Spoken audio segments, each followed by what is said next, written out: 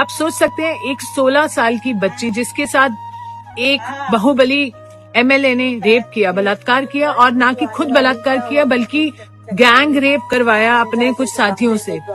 और हम कौन सी दुनिया में, हमें लगता है कि ये हो गया। नहीं, आगे सुनिए। उसकी जब पिता ने रिपोर्ट कराने की कोशिश की, पुलिस कस्टडी में बहुत बुरी तरह से टॉर्चर करते हुए, जो आप फिल्मों में देखते हैं उतने ही से ज्यादा टॉर्चर करते हुए उसके पिता की पुलिस कस्टडी में हत्या कर दी गई। यही खत्म नहीं होता। जब किसी लॉयर ने उसका केस लड़ना चाहा, तो जब उस लॉयर की गाड़ी में बैठकर ये पीड़िता जा रही थी अपने न्याय की मांग के लिए, वो गाड़ी को 11 बार टक्कर करवा दी।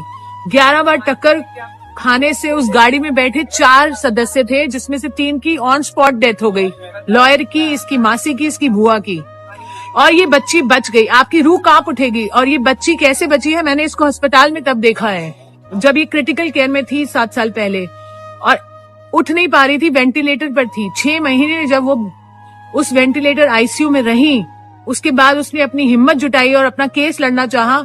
उस मुजरिम को उम्र कैद की सजा हुई। इतना कुछ खोया इस बच्ची ने। अपनी लाइफ को नॉर्मल करने लगी थी, अभी शादी की और कोशिश कर रही थी नॉर्मल होने की। हम उसके साथ थे इतने साल से, और अब क्या हुआ आप सुन के हैरान हो जाएंगे। उस आरोपी को बरी कर दिया गया। आप सुन पा रहे हैं, उसे बरी कर दिया गया।